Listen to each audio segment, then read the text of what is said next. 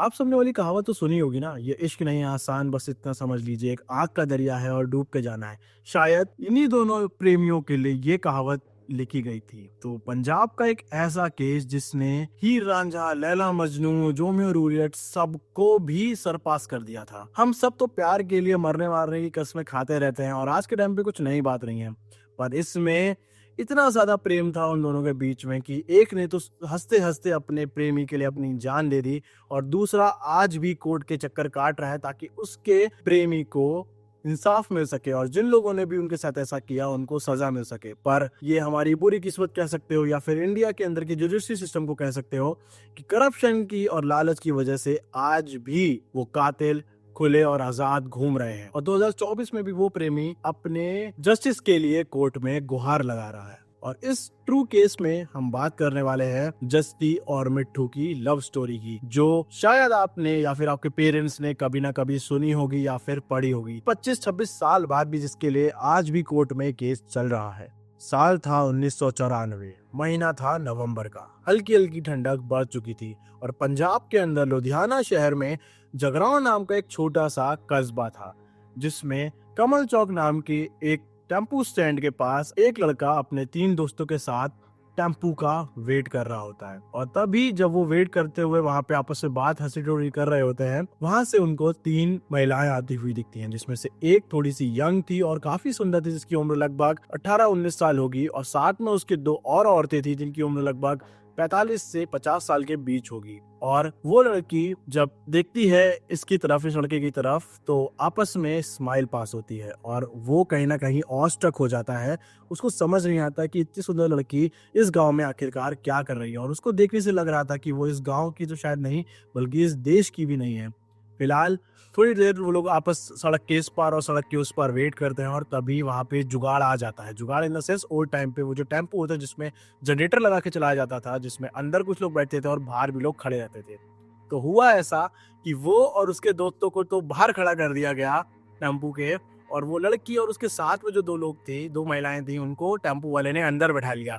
अब हुआ ऐसा कि टेम्पू तो चल गया उस जगह से, पर वो लड़की बार बार किसी ना किसी तरीके से घूम फिर के उस लड़के को देख रही होती थी कि देखो कैसे वो पीछे खड़ा हुआ है, और वो लड़का भी कहीं ना कहीं ऐसे आंख मचोल के उस लड़की को देखने की कोशिश कर रहा था। जितनी बार भी वो एक दूसरे को देखते, एक दूसरे को देख के हंसने लगते, मानो उस लड़के की तो जैसे भाग्य खुल गए हो कि इस गांव में एकदम सुंदर लड़की आई जो इस गांव की भी नहीं लग रही, इस देश की भी नहीं लग रही है, पर वो उसको देख रही है। और ऐसे ही वो अपने अपनी डेस्टिनेशन पे पहुंच जाते हैं।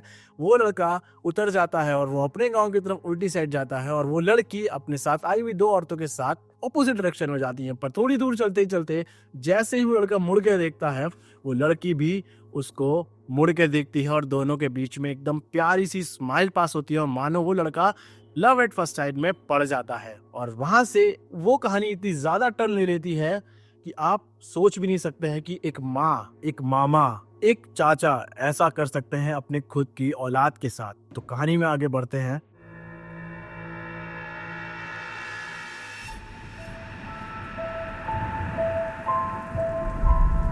अब वो लोग अपने अपने डेस्टिनेशन की तरफ चले गए। कुछ दिन बढ़ते हैं, कुछ रातें कटती हैं, और वो लड़का यही सोच रहा होता है, यार वो लड़की इतनी सुंदर है, उसको मैंने बात करनी चाहिए थी, या वो मुझे मुस्कुरा के देख रही थी, मानो मेरे अंदर तो एकदम लड्डू फूट रहे हैं।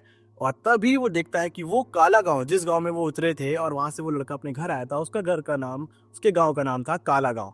तो काला गांव के बाहर एकदम से वो देखता है कि एक स्कूटर आ रही है, जो कि बहुत रेयर थी उस टाइम पे। एक स्कूटर आ रही है और वो अचानक से एक लड़की की जोर से आवाज आती है कि मदद करो, ऐसे करके एक लड़की की बाहर से आवाज आती है, और वो जो लड़का होता है वो दौड़ते हुए जाता है बाहर। और वो पहले तो ये देखता है कि ये तो वही लड़की है, पर उसको विश्वास नहीं होता अपनी आंखों देखी पे। तो वो एक बार फिर से अपने आंखें बदलता और देखता है कि अरे ये तो वही लड़की जिसको मैंने 3-4 दिन पहले उस ऑटो में देखा था, और वो तो किसी और के साथ थी, बट अभी वो यहाँ पे क्या कर रही है। पर वो ये भी देखता है, जब उसका ध्यान थोड़ा सा हटता है उस लड़की के ऊपर से, तब देखता है कि वो तो एक स्कूटर है और वो लड़की उसको खींच रही है, या स्कूटर में कुछ खराबी हो गई। तो वो तुरंत जाता है और काफी देर बाद मेहनत मशक्कत करके उस लड़की का स्कूटर सही कर देता है। और स्कूटर सही होने के बाद वो 4-5 दिन से उस लड़की के बारे में सोच रहा होता है। वही लड़की उसके सामने खड़ी होती है, और तब फाइनली वो हिचकिचाते हुए और शर्माते हुए अपना नाम उस लड़की को पहली बार बताता है कि उसका नाम है सुखविंदर सिंह सिद्धू, और प्यार से लोग उसे मिट्ठू बुलाते हैं। और वो आस पास के गाँव में ही वहाँ की टीम के लिए हॉकी खेलता है। और यही बात सुन के वो लड़की थोड़ी सी खुश हो जाती है और वो जाने लगती है कि थैंक यू सो मच, आपने मेरा स्कूटर ठीक किया। मुझे पता नहीं था कि मैं अकेले यहाँ पे इतनी दूर अपने घर से कैसे इसको ठीक करवाऊंगी, कोई मैकेनिक मिलेगा नहीं मिलेगा। और वो बोलते हुए थोड़ा आगे बढ़ जाती है और वहाँ पे स्कूटर जब वो थोड़ा आगे बढ़ाती है और वहीं पे रोक लेती है और पीछे मुड़ के उसको बुलाती है और वो तुरंत पागल होते हुए उसके पास पहुंचता है और तब वो अपनी प्यारी आवाज में उसको पहली बार अपना नाम बताती है कि उसका नाम है जसविंदर कौर सिद्धू और प्यार से उसे लोग जस्सी बुलाते हैं। और वैसे तो वो कनाडा में रहती है पर यहाँ पे अपनी नानी के घर आई हुई है, अपने मामा लोगों के साथ रह रही है, साथ में उसकी मम्मी भी आई हुई है और उसके साथ उसके घर में आंटी वगैरह और भी लोग रहते हैं। और यही सब बातें बातें होते होते वो मिट्टू को अपना नंबर दे देती है कि अच्छा ठीक है, ये मेरा नंबर है और पास के पीसीयू से तुम मुझे फोन कर सकते हो या फिर जब मेरे पास टाइम आएगा तो मैं तुम्हें फोन करूंगा। और उन दोनों के बीच में बातें होना शुरू हो जाती हैं और फिर अगले 2-3 दिन बाद वो लोग वापस से मिलते हैं और ये सिलसिला कॉन्टिन्यूसली स्टार्ट होने लगता है। पर एक दिन एक ऐसा समय आ जाता है जब जस्सी उसको बताती है कि अच्छा अब मेरा टिकट हो गया है, मुझे वापस जाना होगा। मैं हर साल ठंडकों में यहाँ आती थी और इस बार मुझे लकीली तुम मिल गए हो। और ये बात सुन के मानो मिट्टू बहुत ज्यादा उदास हो जाता है पर वो उसको वादा करती है कि वो हर साल यहाँ आएगी ठंडकों में और या तो अगर वो बाहर रहेगी तो उसको खत और फोन करती रहेगी जैसे उसको मौका मिलेगा। और इसी वादे के साथ 2 दिन बाद जस्सी इंडिया से कनाडा चली जाती है वापस अपने घर और वहाँ पे वो काफी ज्यादा रिच होते हैं तो उसको कोई प्रॉब्लम नहीं होती है इंडिया आने जाने में। बट उसी तरफ दूसरी साइड पे जो मिट्टू होता है वो एक फार्मर फैमिली से बिलोंग करता है और काफी ज्यादा अच्छे हालत नहीं थे उस समय फार्मिंग के, पर तब भी वो कैसे ना करके अपना गुजर बसर और वेल टू मेंटेन अपनी लाइफस्टाइल चला रहा होता है। तो ऐसे ही कुछ हफ्ते निकलते हैं, हफ्ते महीनों में निकल जाते हैं और पूरा एक साल निकल जाता है। 1994 के नवंबर से फिर से अगले 1995 की ठंडक आने लगती है और जैसे ही मिट्टू को ये पता चलता है कि फिर से जसविंदर आ रही है वो तुरंत खुश हो जाता है और वहाँ पे उन लोग फिर से मिलने लगते हैं। पर इस बार चीजें थोड़ी सी अलग थी। अब जैसे जैसे वो मिलने लगते हैं वैसे वैसे उनके बीच में प्यार बढ़ने लगता है और वो प्यार इतना ज्यादा बढ़ जाता है कि वो डिसाइड करते हैं कि अगली बार जब वो आएगी तो वो लोग शादी कर लेंगे या फिर अपने घर वालों को बता देंगे। पर जैसे कि वो प्लान करते हैं हमेशा की तरह जो भी आप प्लान करो वो उसका उल्टा ही हो जाता है। तो वो अपने घर पे बताने से पहले कोई ना कोई, क्योंकि भैया जो जस्सी के जो मामा थे वो गांव के सबसे बड़े जमींदार थे और उनके पास बहुत ज्यादा पैसा था, काफी पावरफुल और रुबाब वाले लोग थे। इस वजह से कोई ना कोई रिश्तेदार वाला उसके मामा सुरजीत बादशाह को उसके बारे में बता देते हैं। सुरजीत बादशाह उसके वो मामा थे जिसके साथ वो कनाडा में रहती थी और यहाँ पे उसके एक और मामा थे जिसका नाम मंजीत बादशाह, उसको बता देते हैं और उनके घर में थोड़ा सा डिस्प्यूट शुरू हो जाता है। और ये बात जानने के बाद ही वो तुरंत उसको अपने साथ कनाडा ले जाते हैं और एक तरफ जस्सी कनाडा जा रही होती है और वहीं दूसरी तरफ वो मिट्टू को धमकाते हैं कि देखो ये सब जो हो रहा है ये गलत है और ये तुम्हें बंद करना पड़ेगा वरना हमें दूसरे तरीके भी आते हैं। पर वो दोनों एक दूसरे से इतना ज्यादा प्यार में पड़ चुके थे कि वो इसको इग्नोर करते हैं और वो वापस से कनाडा पहुंच जाती है।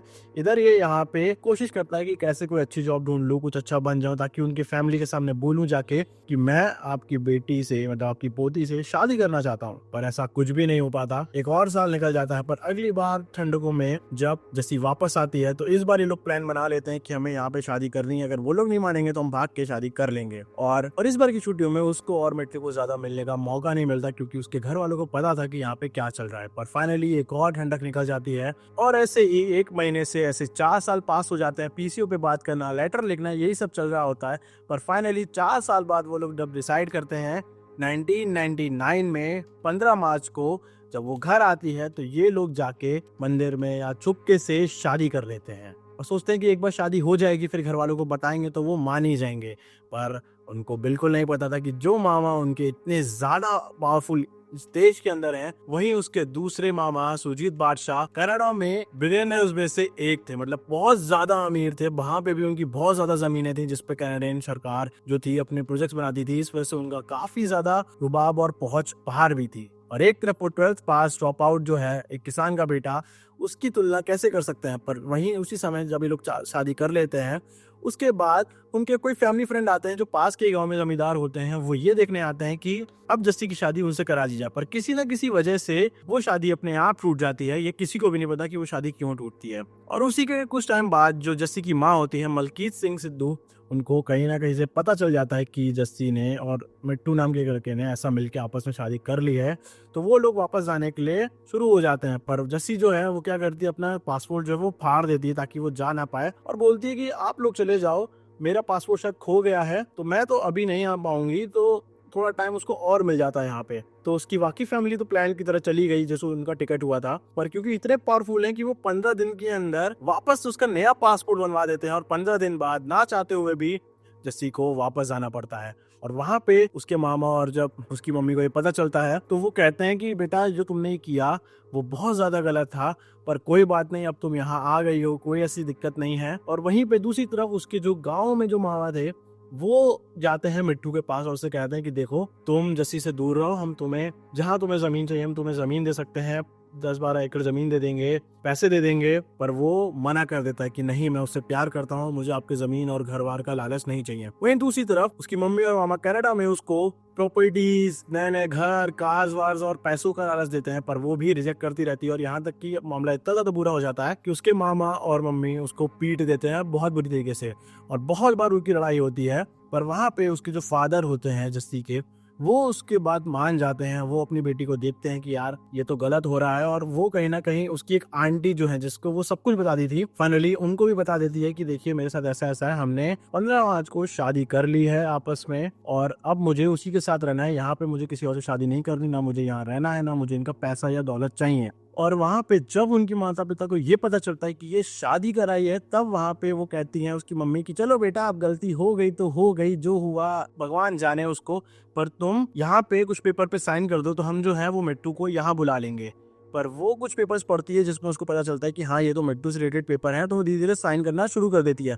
पर यहीं पे वो एक ऐसी गलती कर देती है जिसकी वजह से मिट्टू के ऊपर इतने ज्यादा केसेस हो जाते हैं। वो गलती से उस एक पेपर पे साइन कर देती है जिसपे लिखा होता है कि मैं जस्ती जसविंदर कौर सिद्धू ये अपने पूरे होश आवाज में लिख रही हूँ कि जो मिट्टू है वो मेरे साथ जबरदस्ती करके उसने मुझे शादी कर ली, और वो उसने मेरे साथ बहुत बुरा किया, मुझे मारा पीटा और यहाँ तक कि मेरा शोषण तक किया। और उस साइन पेपर के बिना पर जो यहाँ पे हिंदुस्तान के अंदर पंजाब लुधियाना पुलिस जो है वो जस्सी के उस पेपर की वजह से मिट्टू को पकड़ लेते हैं और उसको काफी ज्यादा मारते पीटते हैं, उसको 3rd डिग्री तक दे देते हैं और उसको जेल में बंद कर देते हैं। और काफी समय तक जो 1999 से 2000 हो जाता है और कुछ भी पता आता नहीं रहता है उधर जस्सी को मिट्टू के बारे में, ना मिट्टू को उसका कोई खत मिल रहा था, ना कोई फोन आ रहा था। और ये परेशानी देखते देखते मिट्टू की कहाँ है जस्सी एक दिन वहाँ के जो रॉयल कैनेडियन जो पुलिस है उसकी मदद से और अपनी आंटी और पापा की मदद से अपने कनाडा वाले मामा और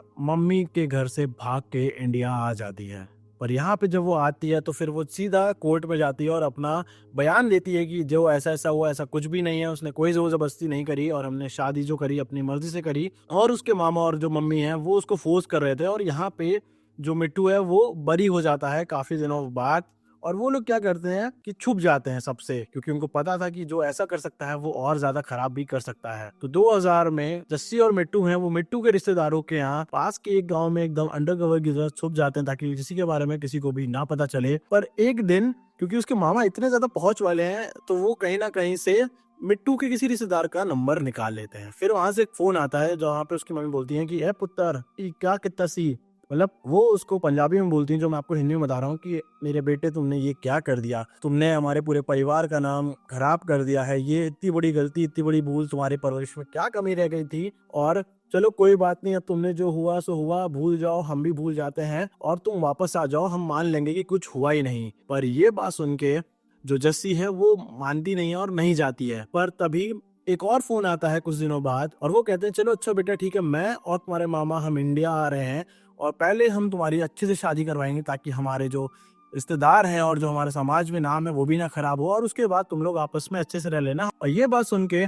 जस्सी मानो इतनी खुश हो जाती है कि फाइनली उसकी माँ और उसके मामा को भी उसके प्यार का एहसास हुआ और वो रेडी हो गए हैं। और यहाँ पे जो मिट्टू के जो परिवार रिश्तेदार होते हैं, कजन्स होते हैं, वो भी तैयारी करना शुरू कर देते हैं कि चलो भैया फाइनली आप मान गए, तो उससे पहले हमें थोड़ा सा फंक्शन कर लेते हैं और गुरुद्वारे में उनकी शादी करा देते हैं फिर से, बाकी तो उनकी शादी होनी ही होनी है। दिन होता है 8 जून 2000, शाम का कुछ समय हो रहा है और जो जस्सी है वो मिट्टू से कहती है कि चलो कुछ शॉपिंग कर लेते हैं शादी के लिए, मुझे कुछ खाना भी है अच्छा और कुछ शॉपिंग वॉपिंग भी करनी है। तो उनके रिश्तेदार उनको एक बार आगाह कर दें कि बेटा देखो अभी तुम्हारे साथ ऐसा हो रहा है, तुम्हें कोई रिस्क लेने की जरूरत नहीं है, जब तक तुम्हारे मामा और मम्मी नहीं आ जाते तब तक तुम यहीं रहो, सुरक्षित रहो, हम तुम्हारा सामान लेंगे। पर वो कहती है कि बहुत दिन हो गए, कब तक चुपके रहेंगे, अब तो मम्मी भी मान गई हैं, मामा भी मान गए हैं और हमारी तो पार्टी होनी है शाम को। तो वो जाते हैं स्कूटर से 8 जून को मार्केट पास के ही। पर जैसा उनके रिश्तेदारों को लगा वैसा ही हुआ, काफी देर हो जाती है, जस्सी और मिट्टू का कोई अता पता नहीं चलता और पार्टी शुरू होने वाली होती है। पर उसी से पहले एक खबर आती है जिसको सुन के मानो पूरे गांव और उनके रिश्तेदारों के पैरों तले से जमीन खिसक जाती है। पता चलता है कि जस्सी और मिट्टू गायब हैं और उसी के थोड़ी देर बाद पता चलता है कि मिट्टू पास के ही एक गांव के नाले में पड़ा हुआ पाया गया, जिसको हॉस्पिटल लेके गए। उसके शरीर के काफी ज्यादा पार्ट्स में चोट लगी है, चाकू के निशान है, उसको पैर में उसका पैर टूटा हुआ है, हाथ टूटा हुआ है, किसी ने बहुत बुरी तरह मारा और अधमरा समझ के उसको नाले में फेंक दिया। पर जस्सी कहाँ है, जस्सी आखिरी बार कहाँ मिली थी, कहाँ गई, उसका कुछ भी अता पता नहीं होता। और वो लोग पास के ही पुलिस स्टेशन पहुंचते हैं, पर क्योंकि जस्सी एक फॉरेन टूरिस्ट थी, एक कनेडियन इमिग्रेंट थी यहाँ पे जो घूमने आई थी, इस वजह से पुलिस ने भी उसको इंटरनेशनल बॉर्डर्स की वजह से काफी सीरियस लिया और उसकी अच्छे से पूछताछ शुरू करी। पर वहीं पे उसी पुलिस में एक इंस्पेक्टर जिसका नाम था स्वर्ण सिंह, वो उसके मामा के साथ मिला हुआ था और वो ढूंढने में केस को कैसे करके खराब करें और मिट्टू के ऊपर जितने ज्यादा केसेस हो सके, मतलब यहाँ तक कि एक महिला ने तो मिट्टू के ऊपर ये भी गाल दिया था कि उस लड़के ने उसका शोषण किया, उसके साथ गलत किया है और बहुत सारे लोगों ने उसके ऊपर चोरी का, कहीं कुछ का, लगभग 50 से ज्यादा केसेस मिट्टू के ऊपर जस्सी के मामा और मम्मी ने पड़वा दिए थे। और हॉस्पिटल में होने के बाद भी मिट्टू के ऊपर काफी ज्यादा मुकदमा चल रहे होते थे और जैसे ही वो थोड़ा ठीक, उसको एक जेल से निकाल के दूसरे मुकदमे में, दूसरे मुकदमे से निकाल के दूसरी जेल में, यही चल रहा था। एक तरफ जस्सी का कुछ भी अता पता नहीं। पर तभी कुछ दिनों बाद पास के एक गांव के कुएं के अंदर एक फॉरेनर सुंदर लड़की की लाश मिली और उस लाश को और उसके जो डिस्क्रिप्शन था उसको सुनते हुए यही पता चला वो लाश और किसी की नहीं बल्कि जस्सी की है। और जब उस लाश को बाहर निकाला गया और उसकी शिनाख्त करी गई, तब जो मिट्टू के परिवार वाले थे, उसके कजन्स थे जिन्होंने देख रखा था जस्सी को, वो तो मानते हैं कि ये लाश जस्सी की है बल्कि और किसी की नहीं है। पर वहीं पे जो जस्सी के माता और मामा थे वो यहाँ पे आके उसकी इन्वेस्टिगेशन में हाथ तो दूर बल्कि अपनी उस बॉडी को कंफर्म करने की भी मोहलत नहीं समझते हैं, वो नहीं आते हैं। और जब थोड़ी सी तहकीकात आगे पहुंचती है उस बॉडी को और फॉरेंसिक ले गया, तब पता चलता है कि जस्सी को इतना बुरी तरह से मारा गया है, उसके इंटरनल ऑर्गन्स तक को इतना डैमेज पहुंचा है, उसके ऊपर इतने सारे चाकू के और तलवारों के निशान है, उसके नाखूनों को तक तोड़ दिया गया है, उसके सर पे डंडा मारा गया, उसके रिब्स टूटे थे, उसके हाथ वहां टूटे थे। ये जब जानते हैं तो पूरे गांव की रूह कांप जाती है कि एक लड़की जिसका बस ये गुनाह था कि उसने एक फार्मर के बेटे से, अपने से कम पैसे वाले से प्यार किया और शादी कर ली, उसको किसी ने इतनी बुरी तरीके से मारा कि पहचान में ही ना आ पाई कि ये लड़की वही लड़की है जो हंसती खेलती हुई कुछ दिनों पहले हमारे साथ रह रही थी। और एक तरफ स्वर्ण सिंह जहाँ पे सबके ऊपर केस लगवाए जा रहे थे, उसके मलकीत सिंह की मम्मी, उसके मामा सुलजीत बादशाह और उसके गांव वाले मामा जो अजीत बादशाह थे, वो सब मिलके मिट्टू के ऊपर केस लगवाए जा रहे थे। और वहीं पे पंजाब पुलिस के जो अच्छे सिपाही थे, अच्छे इंस्पेक्टर थे, वो इंसाफ के लिए लड़ रहे थे। यहाँ तक कि उस टाइम पे वहाँ के डीएसपी और कई सारे पुलिस वालों का तबादला तक करवा दिया गया। पर कहते हैं ना कि कहीं ना कहीं रोशनी की एक छोटी सी लाइट भी अंधेरे में आपको रास्ता दिखा देती है। जहाँ पे मिट्टू के भाई तक को केसेस में डाल के अंदर डाला जा रहा था, वहीं पे जस्सी का जो केस था वो इन्वेस्टिगेशन में आगे बढ़ता गया, यहाँ तक कि वो केस बड़े बड़े लीडर्स तक पहुंच गया। और क्योंकि एक कैनेडियन सिटीजन के साथ ऐसा हुआ, इस वजह से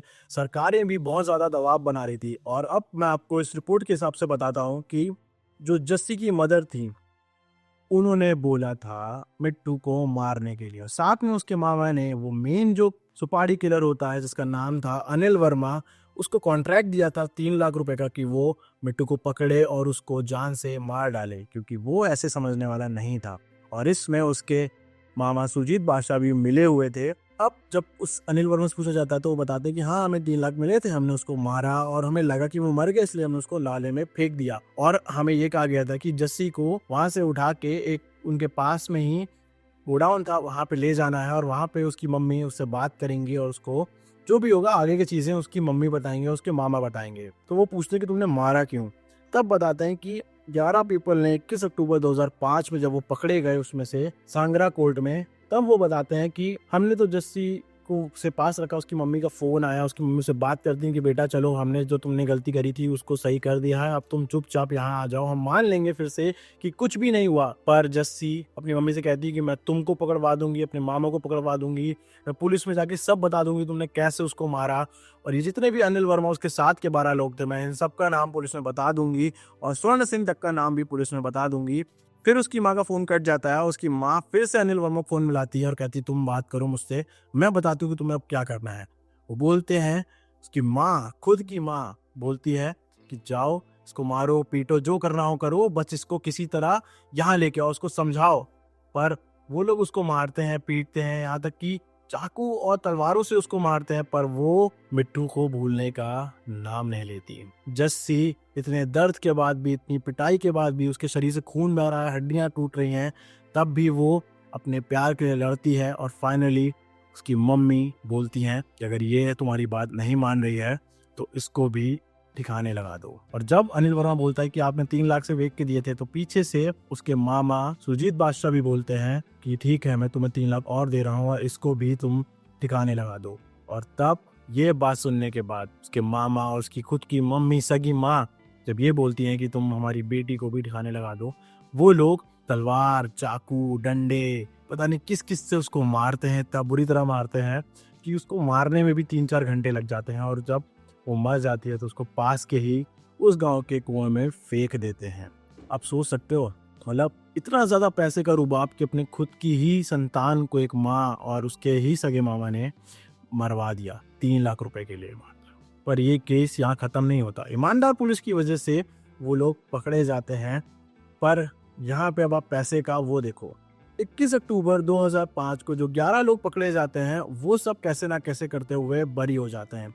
फाइनली इंस्पेक्टर, उसके मामा और जो किलर है अनिल वर्मा, उसको पकड़ा जाता है। 16 अप्रैल 2015 को दर्शन बादशाह को भी बरी कर दिया जाता है। अब बचे सिर्फ 2 लोग। अब देखो, मिट्टू यहाँ पे बेड रिडन होता है, उसके पास 7 केसेस चल रहे होते हैं, ड्रग केसेस चल रहे होते हैं और उसके ऊपर प्रेशर होता है कि वो सारी चीजें मना कर दे, ठीक है। यहाँ तक कि उसके ऊपर लुधियाना कोर्ट सेंट्रल जेल में एक रेप केस भी उसके ऊपर लगा दिया जाता है। फिर देखो, अब जो उसके मामा और वो अनिल वर्मा अंदर होते हैं उनको भी 4 साल बाद क्लीन मान लिया जाता है और उनको भी जेल से बरी कर दिया जाता है। पूरी फैमिली जो मिट्टू की थी उसको किसी ना किसी तरीके से केस में फंसा दिया जाता है। 2012 में उसके जो कजन है उसको भी वो लोग बोलते हैं कि भैया तुम 1 करोड़ रुपए ले लो, एक प्राइम लोकेशन में 14 एकड़ जमीन ले लो और वहां पे रहो। पर उसका जो कजन है वो भी नहीं मानता, तो उसके ऊपर भी केस चला रहे होते हैं लोग, ठीक है। उसके मामा और मम्मी को कनाडा से, अब देखो ये केस 2 जगह चल रहा है क्योंकि कनाडा में भी चल रहा है और ये केस इंडिया में भी चल रहा है। तो मैं आपको बताता हूँ कि कनाडा में क्या क्या चल रहा था। मामा और मम्मी को जो कनाडा से इंडिया लाना था और 6 जून 2012 में उनको अरेस्ट कर लिया जाता है। पर 2 साल बाद 9 मई 2014 को वो लोग अपील दायर कर देते हैं, जिसकी वजह से वहां पे उनकी जो अरेस्ट है वो रुक जाती है। 9 मई 2014 को ग्रेगरी फिट्ज जो होते हैं सुप्रीम कोर्ट ऑफ कनाडा के, वो उनके ऊपर कहते हैं कि आप इनको इंडिया ले जाओ। पर वो वहां से फिर से एक और अपील डाल देते हैं, जिसकी वजह से उनका फिर से इंडिया का लाना, डिपोर्ट होना रद्द हो जाता है। अब सोचो कितना ज्यादा पैसा है उनके पास, ठीक है। फिर 8 सितंबर 2017 को उसकी मम्मी और मामा को फाइनली इंडिया भेजने के लिए सारे कोर्ट्स कनाडा के और इंडिया के वो बोल देते हैं कि भैया तुम्हें लेके जाना है, अब तुम इनको लेके जाओ। तो यहाँ से 3 पंजाब पुलिस के जो इंडियन इंस्पेक्टर्स होते हैं, पुलिसमैन होते हैं, वो वहां जाते हैं उनको लेने के लिए। पर वो अगेन एक पिटिशन दायर कर देते हैं और 11 दिसंबर 2018 को बॉस्टन चर्चिल कोर्ट में अपील होता है और वो फाइनली 24 जनवरी 2019 को इंडिया लाए जाते हैं। अब 25 जनवरी 2019 को सीधा दिल्ली एयरपोर्ट से उनको अरेस्ट कर लिया जाता है और 4 दिन की रिमांड उनको मिलती है। कपूरथला जेल में उनको रखा जाता है। फिर उनकी जब कॉल डिटेल्स चेक होती हैं तो पता चलता है कि 266 टाइम पे उन्होंने, मतलब उसके मम्मी ने उन किडनैपर्स में, मतलब स्पेशली अनिल वर्मा से बात करी थी 266 बार। तो काफी ज्यादा प्रूफ होने के बाद भी 2022 में दोनों लोगों को फिर से फ्री कर दिया जाता है। वो केस अभी भी खुला चल रहा है। 26 दिसंबर 2020 को उनको बेल मिल जाती है। सुजीत बादशाह को भी 1 मार्च 2022 में बेल मिल जाती है। अब जो ट्रिब्यून इंडिया की रिपोर्ट के अकॉर्डिंग मिट्टू जो जेल में है, उसके भैया जेल में है, मोर देन 22 साल हो गए हैं। ठीक है, 22 साल। पैसे और इन सब के केसेस भी उसके ऊपर चल रहे हैं। यहाँ तक कि एक डीजीपी रैंक का जो ऑफिसर था ना, और वहां का जो एसएसपी संगेर सगनौर था, उन सबको भी पुलिस रिमांड में लिया जाता है और यहाँ तक कि उनको ब्लैंक चेक तक भेजा जाता है पुलिस वालों को, पर वो रिजेक्ट कर देते हैं। इस वजह से कहीं ना कहीं इतनी लीड मिलती है। आज 2024 की तारीख है, मंडे दिसंबर 2, जब मैं ये वीडियो बना रहा हूँ, और आज भी मिट्टू और उसकी फैमिली के ऊपर न जाने कितने सारे केसेस लगे हुए हैं। और उसके मामा सुजीत बादशाह और उसकी मम्मी मलकी सिंह सिद्धू, अनिल वर्मा, ये सब पता नहीं कहाँ हैं, खुले घूम रहे हैं या क्या कर रहे हैं। और आज भी जस्सी को जस्टिस मिलना बाकी है। और मिट्टू आज भी अपना, जब भी उसको अपने खुद के केसेस से टाइम मिलता है, वो इस केस के लिए वापस से लड़ता है। और कहीं ना कहीं हम सब की ये कोशिश होनी चाहिए कि जस्सी को जो है वो जस्टिस मिले। ये सिर्फ एक केस नहीं था, एक प्यार की कहानी नहीं थी, बल्कि एक कहानी है कि कैसे अमीर लोग एक मिडिल क्लास या गरीब लोगों के ऊपर अपना दबाव बनाते हैं, और यहाँ तक कि पूरे कोर्ट सिस्टम को और जुडिशरी सिस्टम तक को अपने हिसाब से अदल बदल कर लेते हैं। तो अगर आप इस केस की इस वीडियो में यहाँ तक बने हो, अगर आपको ये नरेशन और ये केस और इस केस से रिलेटेड चीज़ें और ऐसी वीडियोस और चाहिए, तो प्लीज़ सब्सक्राइब करो मेरे इस चैनल को। हमारा एम है कि हम जल्दी से जल्दी 10,000 सब्सक्राइबर पूरे कर लें। और प्लीज़ प्रीवियस वीडियोस भी जाके देखो, ताकि इस चैनल को हेल्प मिल सके, मुझे मोटिवेशन मिल सके। मैं धीरे धीरे कैसे भी करके, मतलब देख रहा हूँ बैकग्राउंड चेंज होता रहता है, बट मैं कोशिश करता हूँ कि एटलीस्ट एक अच्छी वीडियो जो मेरे पॉसिबिलिटीज़, मेरे कैपेबल के अंदर होती है, वो मैं आपके लिए डालूँ। और बस अब आप देख ही सकते हो। Please support this channel. और क्या कहूँ आपसे, वीडियो को अच्छी लगी हो तो लाइक करो, शेयर करो, कमेंट करके ज़रूर जाओ, क्योंकि उससे मुझे अच्छा लगता है। और मैं कोशिश करूँगा कि हर दिन या फिर 2 दिन में एक वीडियो मैं आपके लिए प्रेजेंट कर सकूँ। तो स्टे सेफ, बी हैप्पी, और जहाँ रहो सेफ रहो। बाय। जय हिंद, जय भारत।